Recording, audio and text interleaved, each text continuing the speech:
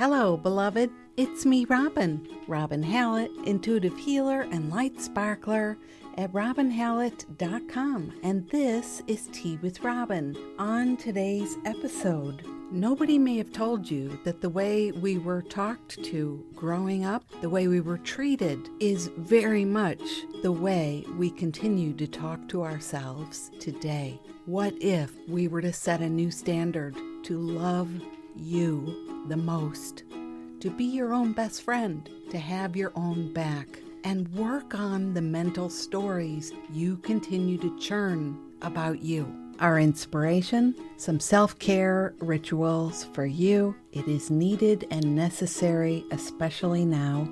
And we'll have a letter from a friend who wonders, who do you turn to? Who do you talk to in times like these when it seems like nobody's here for you? Well, this is going to be an excellent episode. I suggest you come grab a cup of yum yum and meet me here. Well, hello, gorgeous friend. It's me, Robin. Welcome back to the podcast, Tea with Robin. This is episode 133, 133. And if it's your first time here, hello. It's lovely to meet you. This is a podcast about healing, down-to-earth healing, love, and kindness for our own hearts. Friends returning, how are you? How have you been since we last spoke? I hope that you have been kind and gentle with your own heart, that you've been practicing remembering what makes you come alive and doing those things for yourself. Yeah. Big time in the world now, I tell you every week, because this is one of those times where, when have we been here before? You know, it's such a big time. And the psychic weight of everything we're all going through is there. It's definitely there. Yeah, so I hope that you have been being very gentle with yourself and focusing on what makes you come alive. Over here, it's a beautiful day. It's a Friday. I've just finished a day of healing sessions, which I always love. I tell you, it's so awesome to sit with friends on the journey and bring the light in areas that, you know, it's not always easy to talk about what's bothering you or what you'd like support with, or even to share your wins, to have somebody in your camp who can celebrate you, learning how to receive that. It's big, big. I always love being that for you. It's just a wonderful thing to do. I'm doing wonderfully well. I'm enjoying this springtime. We're not quite there. I'm definitely feeling myself push the river in terms of spring. I mean, April in Chicago, it's not exactly time to put your plants outside, you know, to plant seeds in the ground, but we're getting closer. I did mow the lawn for the first time last week. It was very fun getting out there again. Yep. And I'm looking forward to watching a beautiful red bud tree blossom this year. Some years it comes and it's so fast, we don't really get to see it happen, and then the weather comes and all the blooms are down. But this year it looks like we're set up for a super gorgeous crunch berry spring. Captain Crunch cereal. The little red buds always remind me of the crunch berries. So since we last spoke, there's been a lot more going on in the news, and it's easy to lose perspective and make it personal in a way. To take that heaviness and feel like things don't have a lot of meaning. But this is what I want to talk to you about today. How are we talking to ourselves? The self-talk, and the self-talk about this time, and the self-talk about us. So before I get too far into my jibber-jabber here today, I say we have a little cheersing. I brought my favorite Earl Grey tea, the Tazo Earl Grey. I've got a little sea salt, no stevia today. I don't know why, I'm not like trying to go without sugar or sweet or anything, but I have been really enjoying it without. I hope you brought something yummy as well. Cheers to us. Cheers to being alive. Cheers to being on the journey. Cheers to showing up and choosing to be somebody with an awakened heart. That's us, yeah. Cheers. That's so good. So today, how we talk to ourselves is everything. You may not think about this, but all day long your head is going, your head is chattering, your head is talking, your mind is, thinking, you might say thinking thoughts, but I'll say it's talking to you, it's narrating, it's pontificating, it's imagining, it's forecasting, it's remembering old stuff.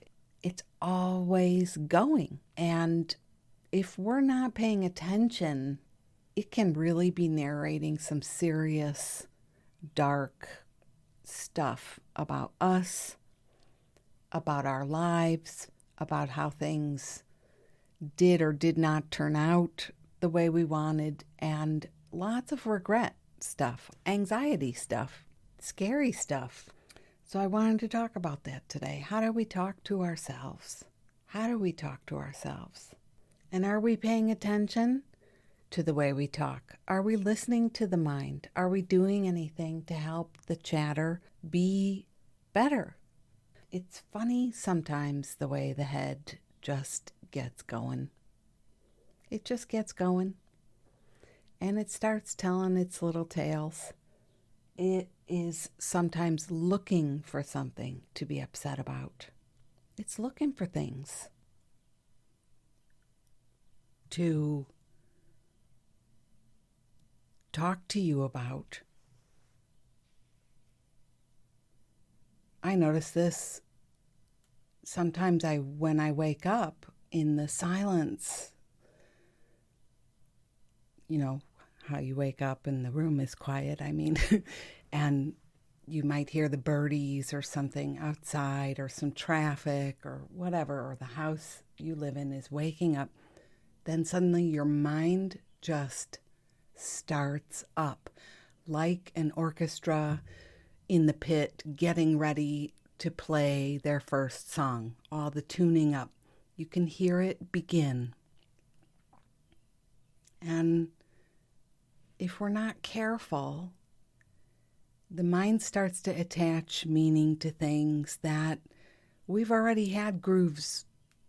We've been making grooves about our lives, about our success, about our age, about our body, about this pandemic, about the conflict, that we have going on with that person. It starts to remind you of things people said to you. It gets going. And it's normal. It's natural. That's what the mind does. It chatters. It talks. So that your head is doing that is, I guess we could say it's all right. It's not a big deal. It's just its function. But where it gets tricky is when we hear the thoughts.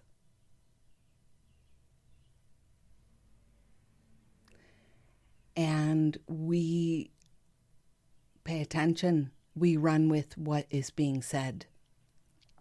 We take it in and we navigate by those thoughts for that period of time, that morning or that whole day or that whole week or that whole year. We allow it to inform our experience. And then we look out into our lives and basically we're like, yep, it's true. Everywhere I look, it's true. Everywhere I look, this is what's happening. So today I wanted to just have I want us to decide as a circle, as a collective, that we're going to work on these things that happen. I have it happen, you have it happen, that a story gets spinning because the mind is just jibber-jabbing. It's just going along. Here's the biggie. the way you allow that thought to go, and then you continue the discussion. And now that means this is the way you talk to yourself. And my friend, we can be responsible for the way we talk to ourselves. We can be awake to how we talk to ourselves. We can change the way we talk to ourselves. In awakening, we hear this often. There's the I, and then there's the mind. You know, there's the me and the I. I don't know how you want to put that into words.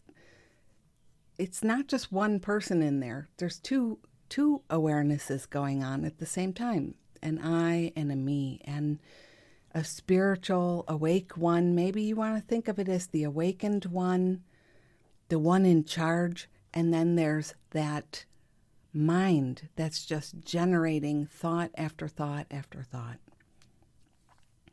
So how we talk to ourselves, we're responsible for that. And I would love us as a circle to decide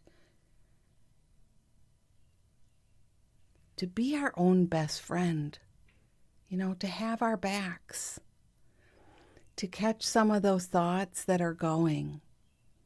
Let's say you have a thought like you're getting old and you know your life is not meaningful. You haven't done enough, or you're running out of time and your project is due and you're going to be in trouble, or I could give examples forever and a day and not hit the one that is specific for you. So I'd love you to think about that now. Your mind gets going, and what we glom onto and continue chattering, that's up to us. Yeah. So I'd like us to be our own best friends. I'd like us to decide. And, you know, I have this thing I talk to you about where you get up in the morning, your mind starts going, you come to the side of the bed and you hug yourself. This is because you're your own best friend. You hug yourself and you say, hello, Robin. Hello, friend. Hello, sweetie. Hi, beautiful. Good morning. This is a new day. This is a beautiful day. And we're going to have so much fun today, or we're going to do beautiful things today, or, whatever it is for you, that you decide right there. You set the tone. You set the mood. And no matter what comes, sometimes things come because you're doing important things that day, or you're doing big things, important and big, like on a day I might be feeling nervous about something I have to do later. Let's say there's a new client I'm going to meet for the first time. Always get the jitters still. Doesn't matter how many, now 2 decades of healing work. It's natural. It's natural to have the jitters when meeting somebody new. So I might be thinking about that, and I just say, hello, it's a beautiful day. And isn't it going to be fun? This is how it feels when you're meeting somebody for the first time. You get to decide how you want to spin these things. And that's the thing. We're always spinning these things. You're spinning whatever it is that's going on for you right now. You're spinning that. You're calling it reality. You're calling it truth. However, you get to decide which way that goes for you. And if this appeals to you, I can recommend some teachers, some friends besides me and this podcast who talk about this. Alan Watts, Neville Goddard, Florence Scovel Shinn. These are people, I'll link all of this in the show notes. These are people who have been teaching this forever, and none of them are with us anymore. They were so early in their teachings. So this mindfulness I'm talking about, it's up to you. It's up to you. It's on you. And I don't say that lightly as somebody myself who has walked through anxiety and depression, my own stories that I really worked on for years about feeling like a loser. It's hard won to come out on the other side and feel free and know that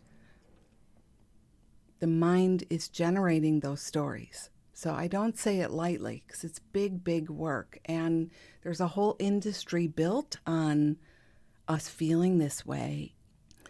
The pharma industry loves to talk to us about this, doesn't it? I think I read a study not too long ago that 80% of the entire world's antidepressants goes to the United States. I mean, and I haven't researched it further, but I'm not saying it's our fault if we don't feel well. Exactly. It gets tricky, but I don't like that energy of blaming us for how we're feeling. But I do like knowing we're empowered. And even though it's a sad day or an anxious day or a worried day, we can be our own best friends and we can talk to ourselves. We can love ourselves.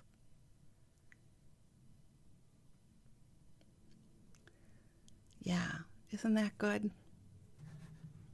Already, I'm giving this episode 5 stars. What about you? One of the things that I can't say enough, how we grew up being talked to, how we were treated growing up, how we were handled by the adults in our lives. It's big, big, big in terms of how we talk to ourselves today, the story we carry still.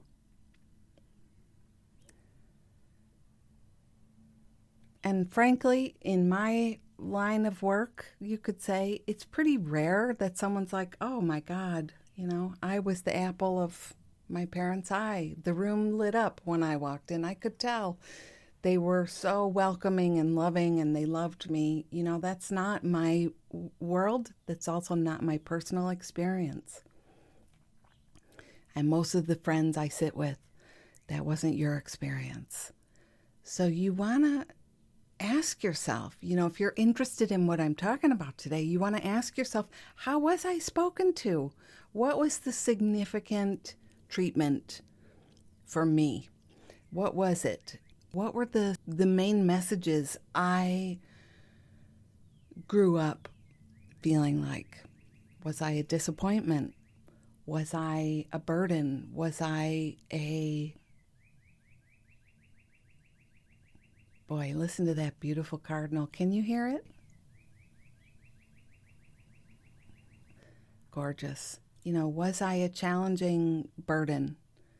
And not, just to be clear, I'm not saying we were these things. I'm saying this is how the impression we were given about ourselves. This is the assumption we made based on the way we were being treated. I definitely grew up feeling like I was difficult. I was a lot of work and not special, like not a favorite, and definitely not cool. Though today, there's no question of my coolness, am I right? Or yours for that matter. It's so interesting how, even though that was my experience, I didn't believe that about myself 100%. I had awareness that somehow led me to know this was the problem with my parents. This irritation or annoyance or, this energy, it resided in them. Like I knew that even then. It doesn't mean, I had the inner ability to do away with the judgment and the meanness and not take it personally, not make it about myself. But I do remember having the knowing. And I also know that not everybody treated me that way,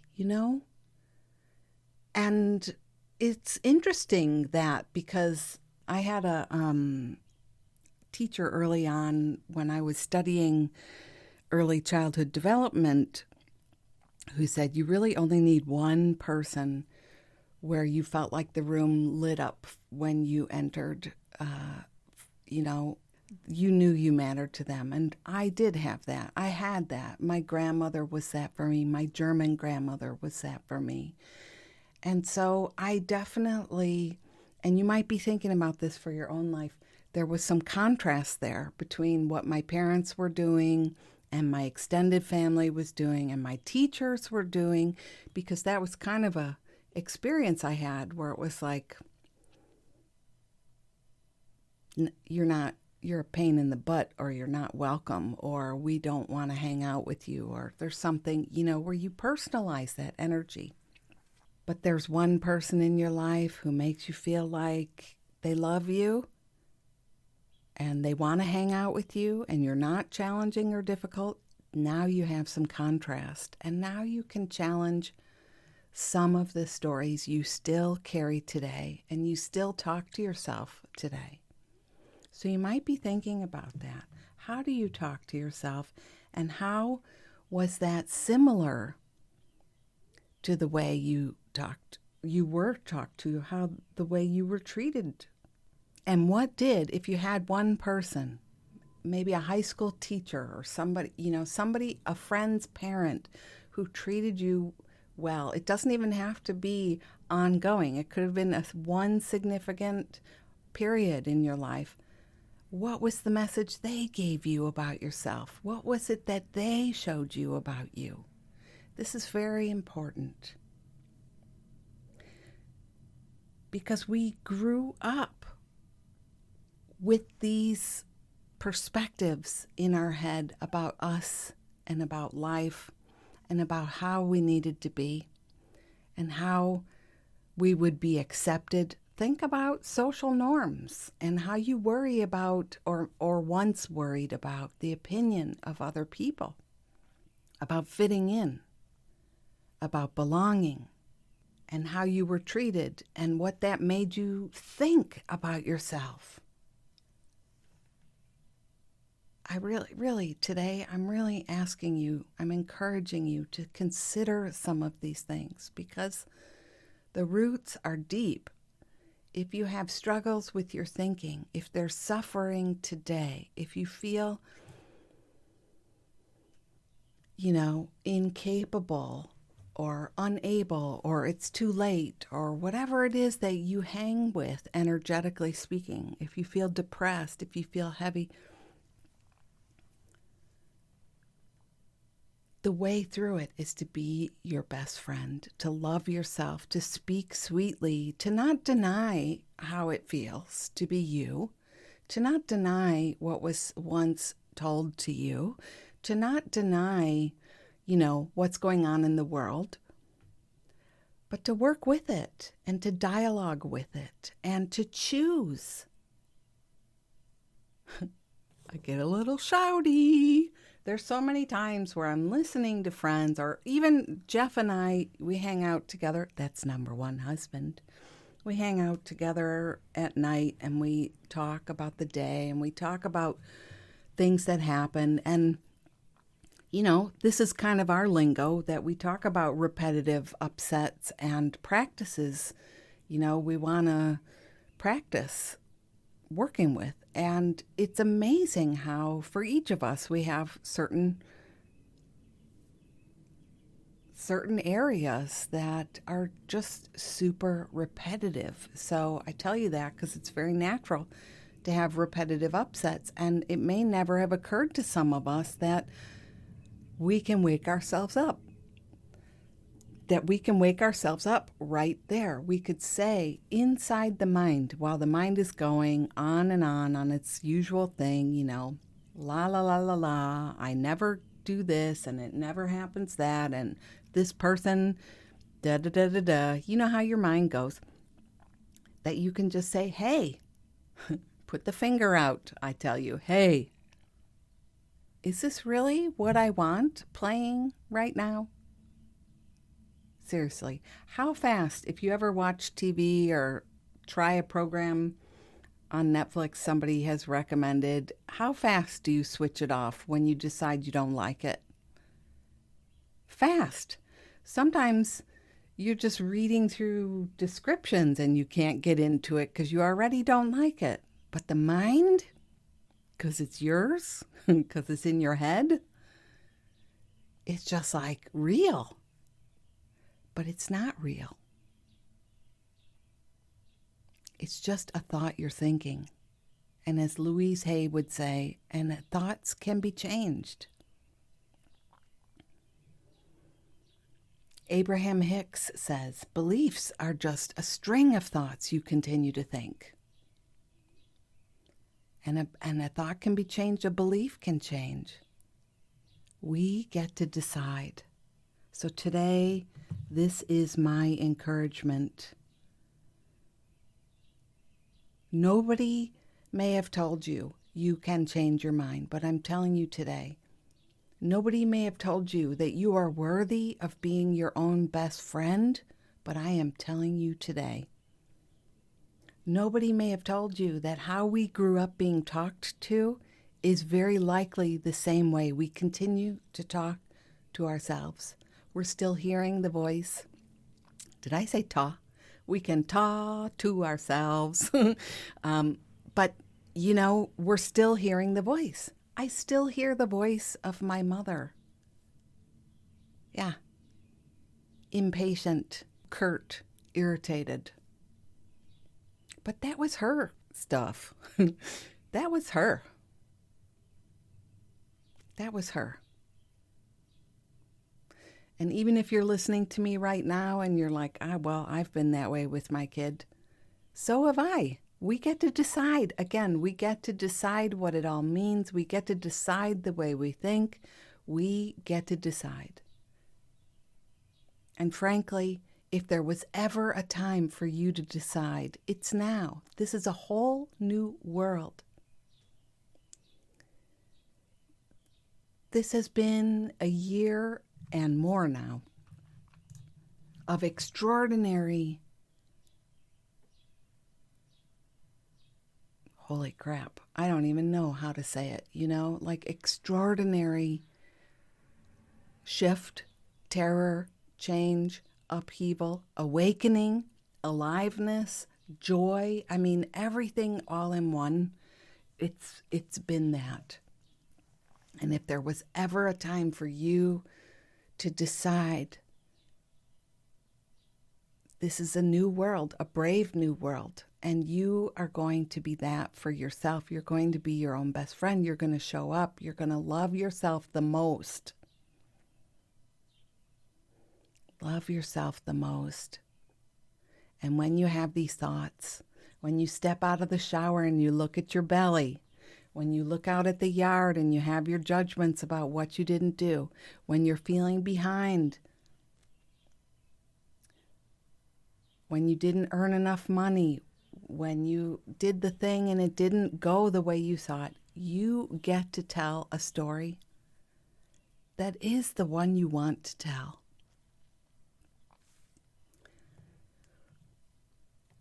When you have the thought, when you remember your father saying to you something like, you didn't measure up, you get to answer it back.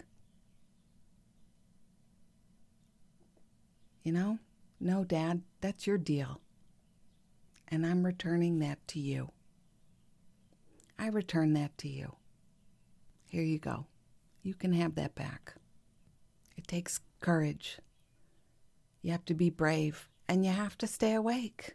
And I think you're doing that. I think you can do that. I think it's possible. And I'm always here to help you in a session anytime. Anytime, my friend. It's a beautiful thing. So cheers. Cheers to us. Cheers to being our own best friends. Cheers to loving ourselves something fierce. And just like that, cue the lawnmowers. Boy, I have not had to get used to sitting here in my office with the sound of the lawnmowers going again. I myself just mowed the lawn, as I said, for the first time last week. The leaf blowers, the lawn mowers. I'm just going to have to get used to podcasting with that going on all over again. Anywho, let's move on to inspiration. I was thinking for today's inspiration, it's been a while since I've talked to you about a self-care ritual. And, at the risk of sounding like a broken record, this is a heavier time. It's been a year, and there is something about extra love and care needed now more than ever. So, self-care rituals, it's never frivolous. It's never silly. It's never an extravagance when you think about yourself and taking good care of yourself. This will be something that will help you a lot right now to take a little extra time for you. And I'm thinking of how we know this in terms of what helps post-traumatic stress, people who have been through situations we call post-traumatic stress. People have been through trauma, strain trauma, shock trauma. We've all been under such an experience. Please think about self-care and consider incorporating something into your experience. I think you know best what it is that you're needing right now. It might be a bath, an Epsom salt soak, which I always love. That's my go-to. Depending on how big your tub is, you can use, a couple pounds or 10 pounds of Epsom salts. It sounds like a lot, but it just, again, depends on how big or small your tub is. Some essential oils, and get in there and have yourself a good soak. Have yourself a good soak. It could be, but self-care could also be doing your laundry so you're not wearing the same clothes over and over and over. It could be taking that walk, moving your body. It could be cooking yourself some beautiful food. Every week I bake bread. This week I'm making bone broth. I made us a delicious cherry cobbler. And, it's something loving and sweet for us to have. But I think the biggest point I wanted to make today is that when there have been hard things that we've all been going through, we just don't perform at peak levels without care. And your sleep hygiene, your rest, your body care, I guess we could call it body care. All of this stuff matters. You matter. So I'm not just talking about give yourself a manicure this week. I mean, treat yourself like someone important who has needs. And I often think about, I don't know why this memory comes to me, but I'm going to share it because it does. One time we had this dog. His name was Rocky. His full name was Rocky B. Balboa. I don't know who named him that, but he was a nervous little dog. He was a Papillon, so Chihuahua and a King Charles Spaniel mix. And he was a nervous little dog.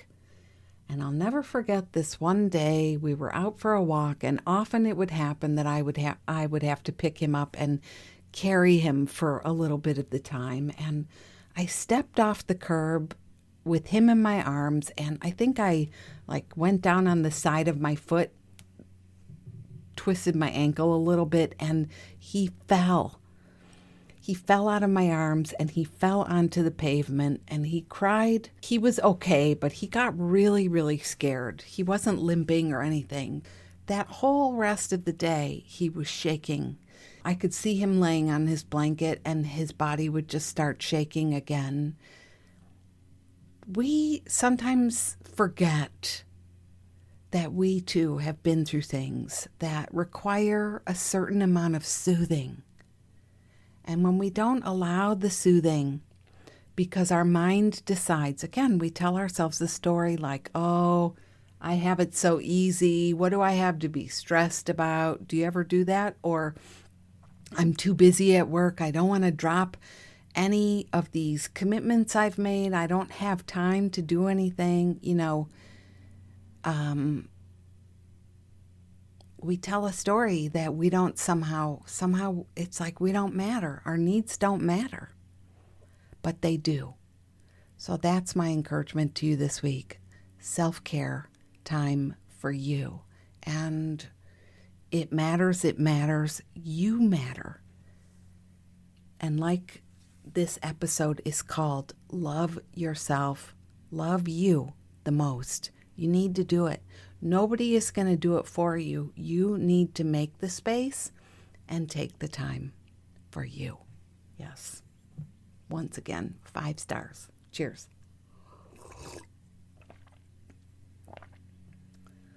Okay, friends, this is the part in the show where I like to ask you to support this podcast.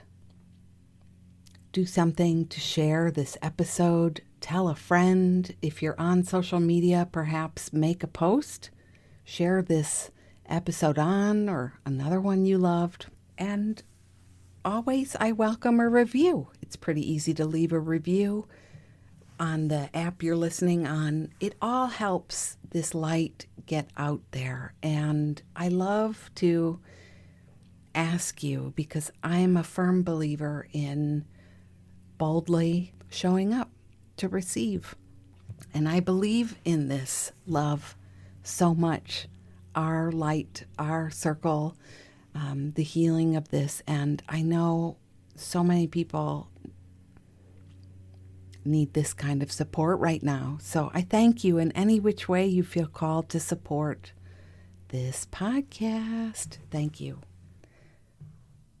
Well, I've got a beautiful letter to read to you today. And friends, I know I say it often, I'd be honored to read your letter. If you're looking for some love, some support, some advice, encouragement, an intuitive hit, please write to me at hello@robinhallett.com or message me on Insta, Facebook, the usual social media places. Today's letter is a goodie. It's one I certainly can relate to as well. I wonder if you will. Hi, Robin.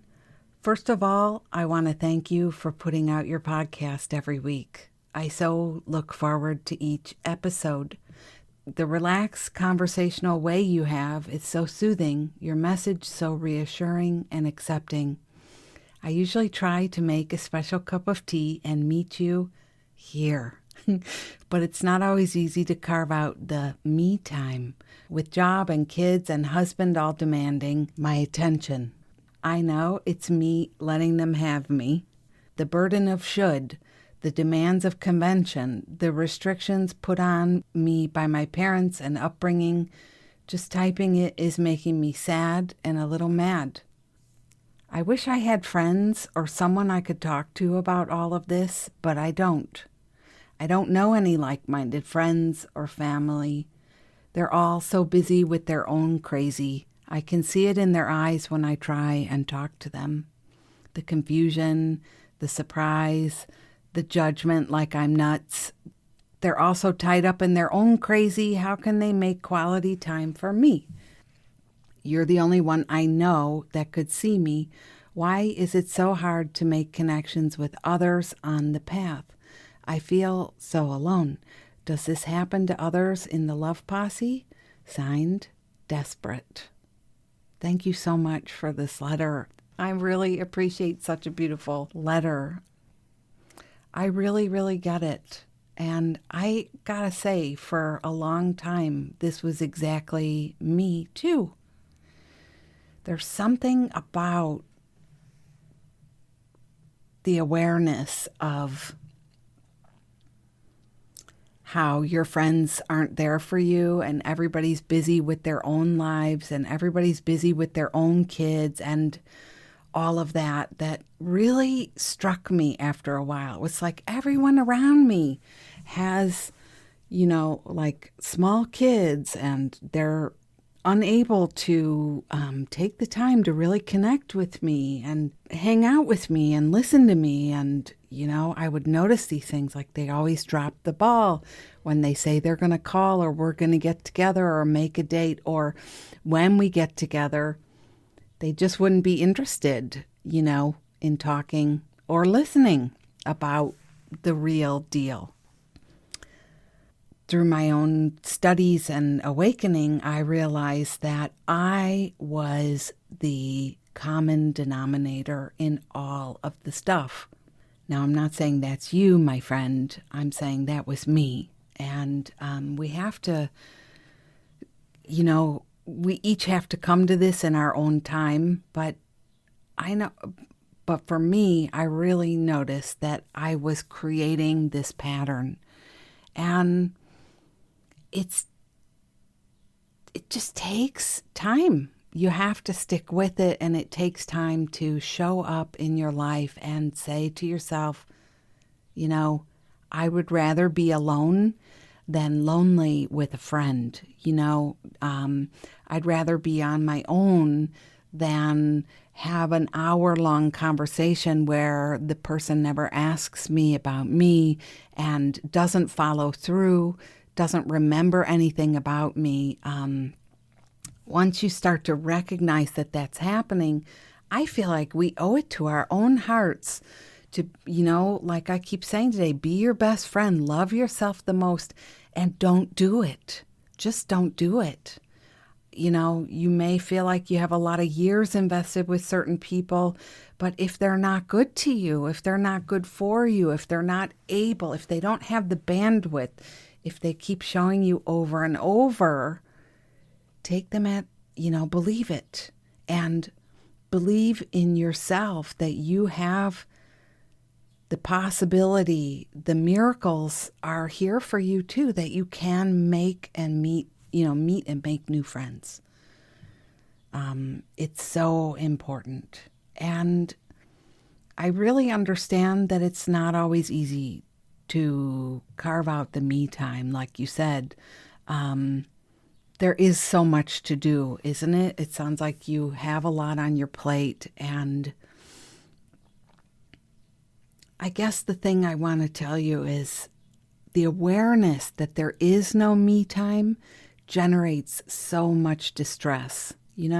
Just think about that. When I place my focus on how there's no me time, I am in distress. And my distress is a generator of more distress. It creates more. So I wonder what you can do to kind of reorganize some of your thinking and reorganize some of your energy around this stuff. I tell you a secret too. I don't always wanna either. I don't wanna always give my attention to my family and my husband and my cooking and my cleaning. I don't do a lot of cleaning, but I get frustrated sometimes, and I catch those thoughts and tell myself, what's going on here? I talk to myself, and sometimes I take a little me time the first thing in the morning before anything gets going in my day, because I know it's the only hope there is. So I make time for myself. And a lot of times, honestly, it's just making something delicious to eat. I leave my phone in the kitchen. I leave my phone somewhere else, and I go watch a TV show I really love, or watch one of the teachers I love on YouTube, like Muji. And I just take time for me. I might take a longer shower or something. Just take time for me. And I try and enjoy it. I really try and let myself enjoy it, because the demands of the day are real. You know, we all have work we have to do, and there are people who need us, and we gotta squeeze ourselves in. We gotta love ourselves the most, and it's so important. So, you know, I'm encouraging you to make that space for you pronto. You matter. And, you know, the stuff with our parents and our upbringing, it's no joke. I mean, it's real. It definitely impacted us. It affected us. It changed us. It altered us. The way we think today, as I've been saying, it's largely due to the wiring, the way we grew up, the stories we carried. For a lot of us, me included, you know, it just felt like I had to change who I was in order to fit in order to make my parents happy or like me or have things be smooth. So there's this almost daily conflict you find in yourself of, if I choose to be myself, nobody will love me, nobody will like me, people will reject me, they'll make fun of me. And so, you know, sometimes we might not see how we walk into places with that story intact. We're expecting rejection. We're expecting to be judged, to be treated like we're nuts, to be, you know, treated like we don't matter. So I'm going to link up an article I wrote a while back called Go Where You're Celebrated, Not Where You're Tolerated. And it might take us a while to realize that we keep going where we're tolerated because we're used to being tolerated. We're used to that kind of drama. And it's really hard. Now, it can be really hard sometimes, but you can do it. You can wake up to this in yourself. You can decide to love yourself so much that you're going to take responsibility for how you create some of this energy. And I say that with a lot of love because me too. It's possible to make new friends at any age. In the last year, I have made a couple of friendships, really special connections with people that I just feel like I finally have it going on. And it's a beautiful thing. And so it's always possible. Always, always. It's never too late to make connections. We have to be willing. And it's scary, you know. Be open to that. If you feel afraid, if you meet new people and they seem weird, that maybe you're getting through some of your old stories, and we're defended. We're afraid and defended more than we like to admit, but more than we even know. So the people who seem strange and weird to us, they might be the perfect new kinds of friends. So, you know, the last thing I'll say, just because this is what I do for a living, almost everybody I see in session feels like they would love to have more people in their lives who get them. And that's often something we talk about. It's not unusual to feel like you're the only one in your group who's awake.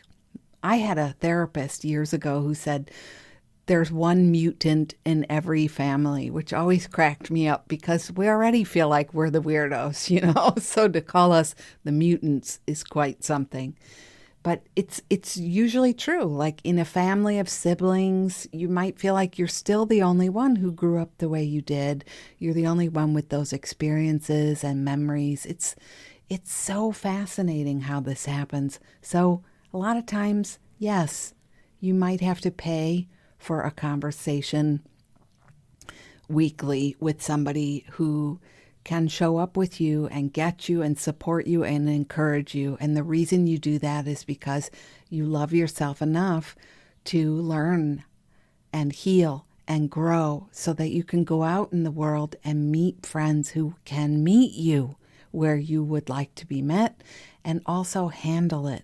Because there's a whole side to this where if we weren't taught how valuable we are, how worthy we are, how lovable and loved we are, if we didn't have kindness offered to us freely in our parents, my mom was somebody who was not nice with me a lot of the time. So I can remember still feeling very suspicious of kind people because I didn't get it. Like, I had a much easier time with sarcastic friends because at least I knew what that was. But it doesn't mean it was a healthy situation. So you might think about how your situation sort of groomed you into the person you are today and what you want to do to change it.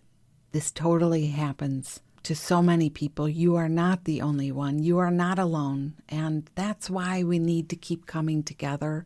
I know it's a podcast, but I hope you can feel how sincere my heart is when I say you are loved and cherished and welcome here, and you have a friend in me. And everybody who's listening right now, I know they're thinking about you too. In fact, let's take a moment together and share a hug around our world, around the world. We listen from all over the world, and we're a small posse, but we're mighty. Let's do it on the count of 3. We'll just send a hug out to our circle, to our posse. 1, 2, 3. Lovely. So friends, let's be open to what we would really, really love to have in our lives, and be open to releasing what's so frustrating about the friends we have now. Maybe something can change if we stop identifying it so often and expecting it so frequently, and kind of like, again, I'm not trying to put words in your mouth, but I know the place in me that's like, see, I knew this person wouldn't change. I knew they would forget. I knew they would do this. I knew they wouldn't do that, So let's be open to our own change as well. And I thank you for the beautiful letter, and I really appreciate your kind words and compliments, and that you join me, every week. It's a big deal to show up and share like this. And I love knowing you're out there listening and receiving and joining me. So make the me time for you. You're worth it. You're worthy. And, I care about the weather in your heart. And I hope you will let me know how you're doing. If you liked this letter, I'd love to hear back from you. It's always fun to hear back what you thought. And if it feels right, I highly recommend a session with me, a session or 2 or more. I'm now offering sliding scale sessions. I think this will work well for lots of people today. You're worth it. I gotta say, I never really say it enough, but I should. I think we all struggle with paying money for support on some level, receiving support for ourselves, and we are worth it, me included. It used to be a real challenge, but I know the value of having somebody who is there for you, who's really there for you, who is, and yes, you pay for that, but you're going to get exactly what you need. It's really important. So consider a session. There's information how to work with me, how to book one with me down below this episode. So bless you and thanks again. And yeah, I hope this helps. Well, friends, I love to answer your letters, so please feel free to write to me. And with that, I'll say cheers. I swear it's water now. I changed to a bottle of water. It doesn't sound very good, does it? It sounds like I'm hitting the sauce over here. Cheers.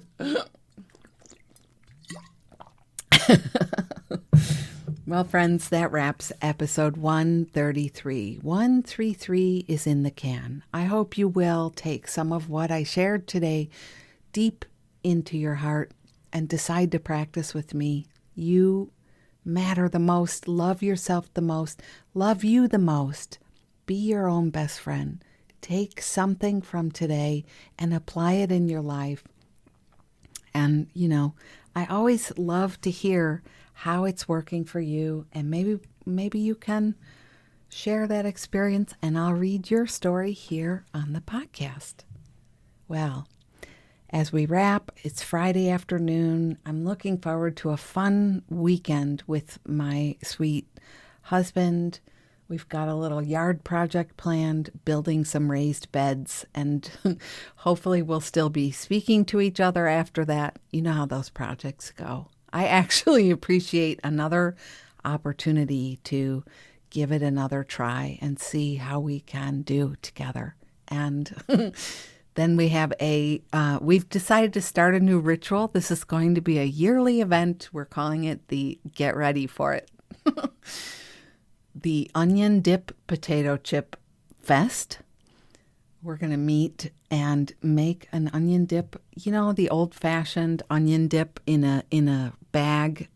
You just stir it into some sour cream and then you eat chips. Yeah, we're going to pick like an Agatha Christie movie, something fun, a whodunit, and eat potato chips and the dip on Saturday afternoon. That's our plan. Aren't we so fun?